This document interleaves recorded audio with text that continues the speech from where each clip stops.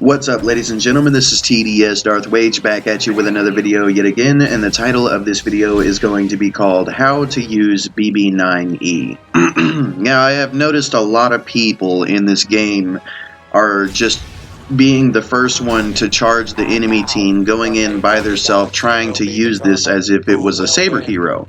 That is not how you use BB-9E. What you do with BB-9E, your objective is to get behind your team, follow them in, help them by stunning enemies. Alright, so every 4 seconds you can stun an opponent, and this is extremely irritating, right?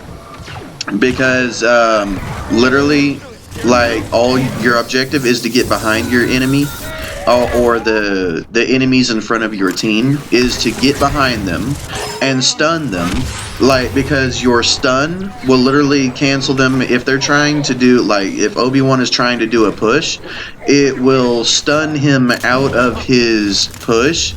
It will stun characters when they are blocking, like if Luke or somebody is in front of your enemy team block spamming, then basically BB-9E has the ability to get behind them and hit them with a stun, and then it will allow Vader to choke them or whoever else to get a free hit or something like that. That is how you use BB-9E's shock prod. The smoke screen was intended as an escape plan. You can use it in 2 different ways. You can use it to fill an area with smoke, or you can use it as camo as you're running away from somebody, and you can turn tight corners and stuff like that, and the smoke is very thick, it's very hard to see in, and it makes BB-9E able to escape lightsaber characters or whoever may be shooting at him or whatever the case may be. It makes it hard for him to be seen and know what direction he is going. I mean, yeah, you can follow the smoke, but after a while of so many sharp turns and corners, BB-9E will eventually gain the advantage, and it has thrown me off a couple times too. So it is a useful ability. I noticed a lot of people stay in the shock spin animation whenever they use it, and then they just get killed while standing still as the electric comes out and damages opponents. And I'm like, no. The only thing that you really need to use the shock spin for is for whenever enemies are all grouped up in an area, and then you go in with your shock spin and you will literally knock them out of all over. You will literally scatter them. It will knock them backwards as if they got hit by a push or a repulse. More like a push. It's like a repulse mixed with a push, if you get what I mean. That is its best usage. You go in, you activate your shock spin, it knocks everybody to the ground, you deactivate it, and you get behind your team again.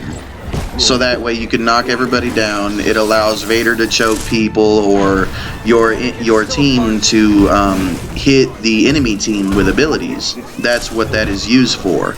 Now, a lot of people say that charge up is useless, blah blah blah, and I'm like, no, charge up is one of his best, BB-9E's best abilities.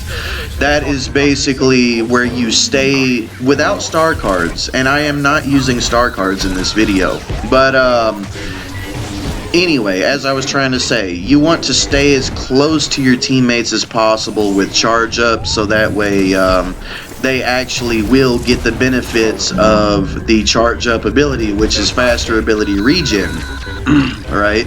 Faster ability regen, back to support, healing your team, a little bit of health at a time, but yeah, anyway, you get my point. That's basically how you do it, because without star cards, what's this called? BB-9E's charge up radius is very small. But you can upgrade the radius, and it does get a huge upgrade, just letting you know. So those are some primary tactics. Now, another thing, I see a lot of people trying to charge the enemy with BB-9E, and I'm like, please stop doing this. Stay with your team. It is a support character. It is not BB-8, and I'm going to talk about that later. But yeah, as you see in this video, I'm not using any star cards. I haven't died yet either, so I think I'm doing very good. As you can see in this video, I am constantly trying to get behind the enemy team so I can stun them, so I can hit them with shock spins, scatter them all over the place, and take them out one by one. As you can see, I got behind her right there, I stunned her, and it created an open window for a free hit, which got Ray killed. And then, yes, here and there, as long as you have a full team in front of you, then by all means, you can stay in the shock spin animation. But if you have nobody around you, do not stay in the shock spin animation because you will get killed very quickly. And yeah, so those are the basics of how to use BB-9E. I really don't have very much more to say, so let's just go ahead and observe what's going on in this match until the match finishes. Okay, so let's see what happens here. I activated my shock spin.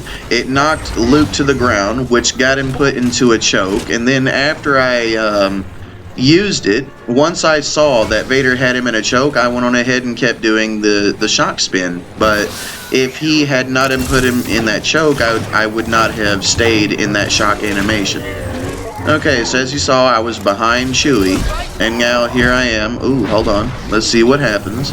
Alright, so I'm trying to stay behind my team, or I'm trying to stay behind my enemy.